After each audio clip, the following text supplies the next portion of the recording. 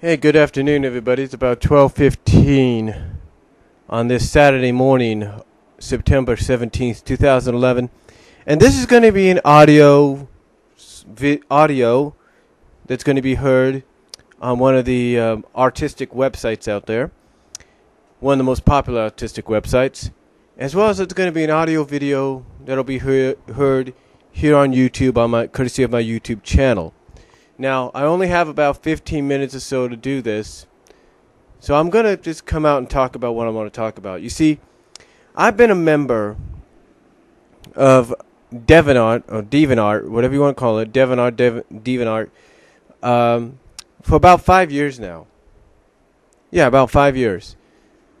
And the same could be said for Affiniate, for a place like For Affiniate. I've been a member of that for about 4 to 5 years as well.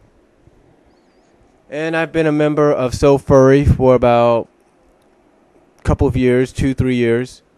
And I just joined Inka Bunny's website this year. So yeah, it kind of proves that I am a fan of the furry community, if you will. I mean, that's why I did that video where I asked the question, are furries, sickos or what? And again, I stand by my statement. I don't think they are. I think they're just people that are having fun, and people that get in costume have fun. And as I mentioned before in various times, I think they're just people that when they put that costume on, that furry costume on, depending if it's an original character that they've created on the artboard or it's a character from a cartoon series like, say, Tailspin or Tiny Toon Adventures, or Animaniacs, it's just a way of escaping the world when they put that on. It's a way of escaping the hectic day that they've had, that day's activities and stuff like that. So let's say you're a teacher in a preschool or kindergarten, and you come home and you want a way of escape.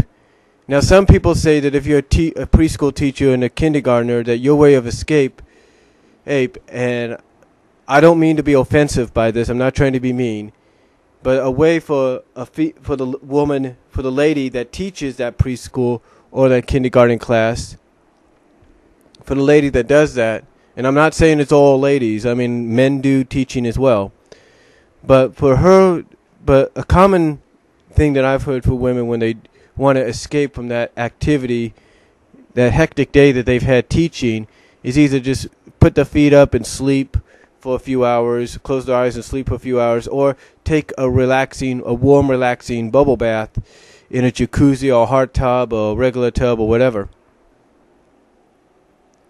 But in some cases, there are teachers out there, male and female, and that after a hectic day of teaching kids, in this case, let's say preschool and kindergarten, they like to put on that furry outfit and escape that day's activities and act as if they no longer exist, and the character that they're putting on is now who they are. That they're no longer who they were teaching, like they're no longer Miss What's Her Name or Miss Giovannina or whatever, that they're now just this character. And again, that's why I stuck by what I said in that video. But another thing I want to stick by, though, is something that's very interesting. I'm pretty sure a lot of you have watched on YouTube my 4-part video of the history of the melting gag.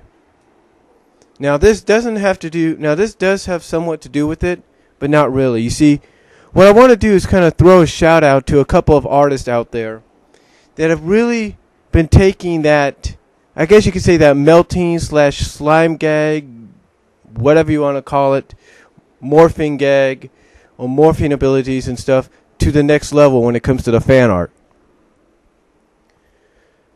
You see, over at DeviantArt, there's actually quite a few, I should say, groups and clubs dedicated to this stuff. There's places like the Morphing Mansion, there's places like Morphing Academy, there's places like Slime Girls Club, Slime Lovers Club, and stuff like that, Melting Girls Club. The list just goes on. There's quite a few out there. And a lot of them always inquire, always so, and a lot of them always inquire or add the same kind of art that the other group has added or inquired as well. Um, you know, for example, there's a few artists out there that are on both sites. Not both sites, but on several of the sites that I'm a member of.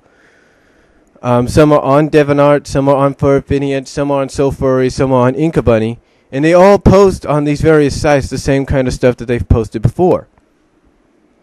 And I'm going to list them off, and I know I'm not trying to be mean when I list off the names. I'm just giving them credit for what they do. There's one called Doodly the Dude. Doodly the Dude. He's one of the major contributors to the Morphing Academy. One of his main characters is called Phazon, and she has the ability to morph and merge with people. Morph, merge, and melt with people, and probably make multiple personalities of herself. You know, she can morph into anything, merge with anything, and, you know, stuff like that, merge with anybody. So definitely props out to that person. If you want to check out their art, you could probably check it out mostly at DeviantArt. And you could see most of it at the Morphing Mansion at the Morphing Academy. Another person is T.H. Mamliplitz. T.H. Mamliplitz. And T.H. I'll call him T.E.H. T.H. T.H. I'll just call him T.E.H. They have a couple of characters as well. They're involved in the whole morphing deal and the whole morphing stuff like that. And their characters do the meltdowns and the morphines and stuff like that. So, you know, give them props to them. They're definitely taking it to that next level with their characters and what they write about and draw. And then there's another person. I just saw one of the newest. They actually submitted 8 new pages today to a comic that they originally had done line art for, but it was only line art for about 4 pages. And then I think they added 4 more pages to it. And the name is Asakari or whatever. I can't really think of their name right now, but it's Acario or something. And they have a variety of stuff that they do. They do morphine. They do stuff called Legion. They do the TFs and TGs mostly. That's mostly what they're known for as well, the TFs and the TGs abilities.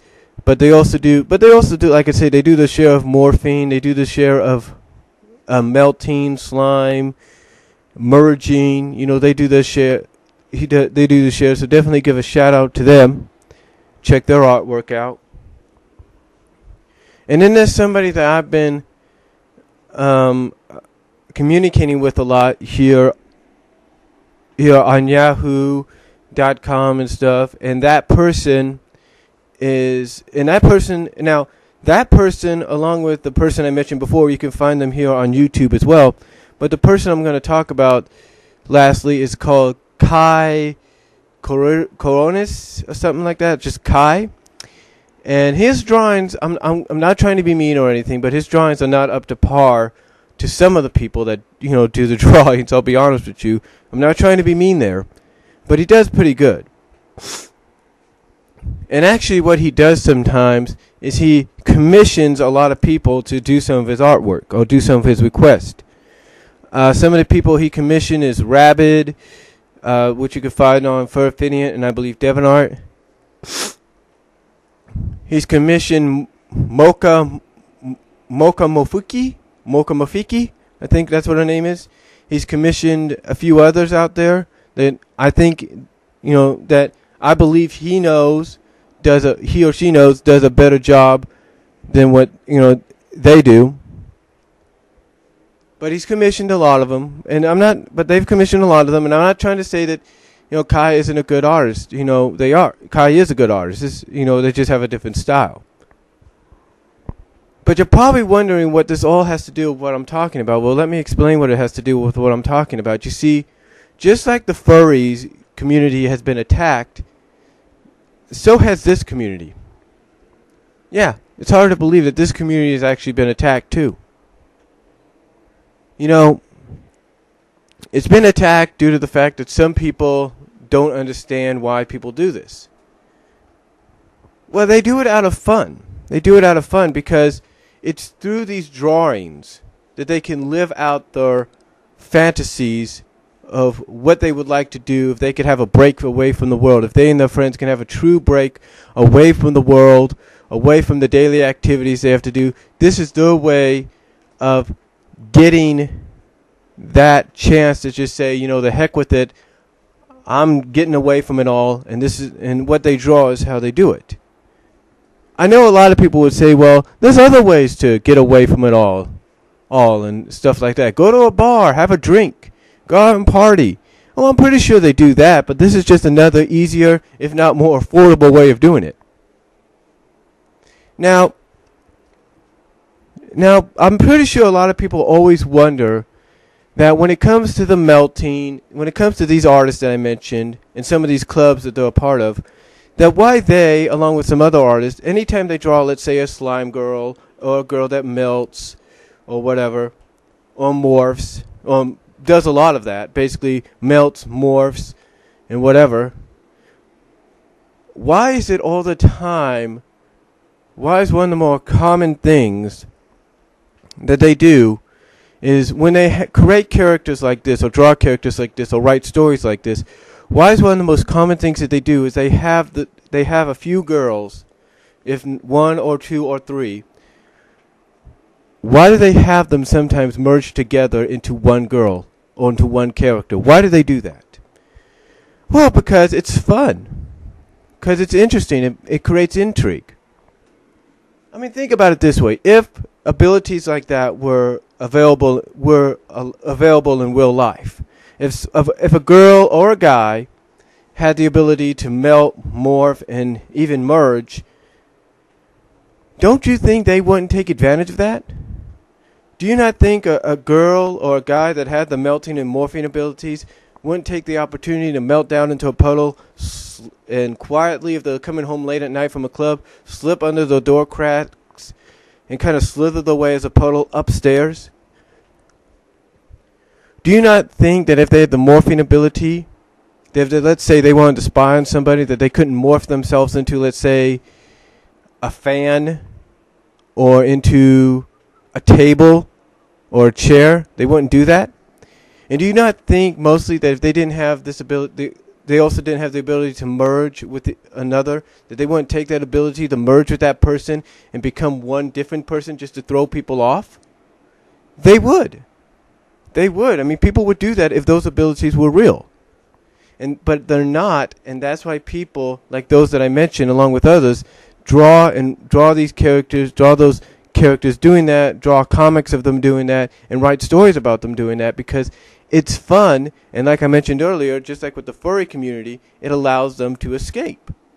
It allows them to escape and be that person in their drawing, or be that character in the writing, in the story that they write about. It allows them to escape to that world. So, but I thought I'd just kind of give a shout out to those people that I mentioned, along with everybody else in the clubs. Definitely check them out. I have communicated with some of them. Again, check them out. You'll really enjoy them. And again, if anybody bashes them, just ignore them, because sometimes those people just really don't have much to do except bash because, well, maybe they're just a bunch of jerks. That's why people bash the furries, and that's why people bash people like those that I mentioned in the clubs and communities, because they got nothing else to do. But again, just ignore those people and have fun watching these people. And I guarantee you might be intrigued by what you see. And that's all I'm going to say. You all have a good Saturday.